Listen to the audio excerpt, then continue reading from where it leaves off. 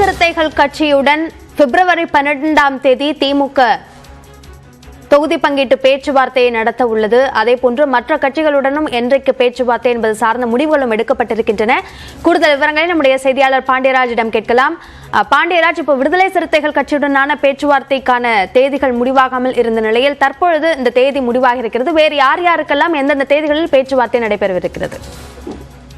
அபிநயா, திமுக தேர்தல் பணிகளில் வேகம் எடுத்திருக்கக்கூடிய நிலையில் ஏற்கனவே கடந்த 27ஆம் தேதி காங்கிரஸ் கமிட்டியுடன் முதற்கட்ட பேச்சுவார்த்தையை நடத்தி முடித்திருந்தது. இந்த சூழ்நிலையில் நேற்று இந்திய கம்யூனிஸ்ட் மற்றும் இன்றைய தினம் மார்க்சிஸ்ட் கம்யூனிஸ்ட் தொடர்ந்து மதிமுகவுடன் தற்பொழுது திமுகவினுடைய தொகுதி பங்கீட்டு குழுவினரானது பேச்சுவார்த்தையை நடத்தி முடித்திருக்கிறது. இந்த சூழ்நிலைதான் முதற்கட்ட பேச்சுவார்த்தையானது கடந்த 3 கட்சிகளுடனும் சுமூகமாக நடைபெற்று முடிந்திருக்கக்கூடிய நிலையில் விடுதலை சிறுத்தைகள் கட்சிகளுடனான பேச்சுவார்த்தையில் எப்போது ஈடுபடும் என்ற எதிர்பார்ப்பு நிலை வந்த நிலையில் தற்பொழுது அதற்கான தகவலானது வெளியாகி இருக்கிறது. வருகின்ற 12ஆம் தேதி திங்கட்கிழமை விடுதலை சிறுத்தைகள் கட்சியுடன் திமுகவினுடைய தேர்தல் தொகுதி பங்கீட்டு குழுவானது பேச்சுவார்த்தை நடத்த இருக்கிறது.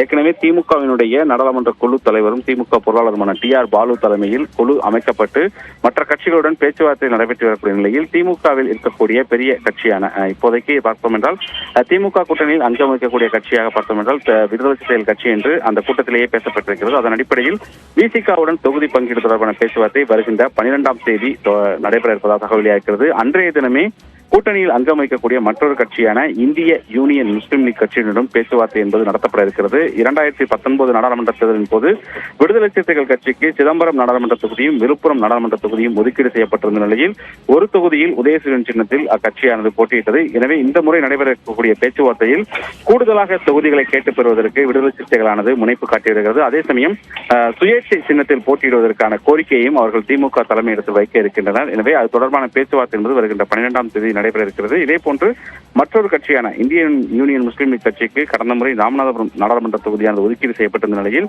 இந்த முறை ராமநாதபுரம் நாடாளுமன்ற தொகுதியை கூட்டணி கட்சிக்கு ஒதுக்கக்கூடாது என்று தேர்தல் ஒருங்கிணைப்பு குழுவினரிடம் திமுக நிர்வாகிகள் கோரிக்கை வைத்திருந்தனர். இந்த சூழ்நிலைதான் பேச்சுவார்த்தை என்பது நடைபெற இருக்கிறது. அவர்களும் கடந்த முறை ஒரு தொகுதியில் போட்டியிட்டிருந்த நிலையில் கூடுதலாக தொகுதிகளை கேட்கிறார்களா அல்லது ஒரே தொகுதியில் போட்டியிடப் போகிறார்களா என்பது வருகின்ற 12ஆம் தேதி தெரிய வரும். அபிநயா, தொகுதி பங்கீட்டு பேச்சுவார்த்தை குறித்த விரிவான விவரங்களுக்கு நன்றி பாண்டியராஜ்.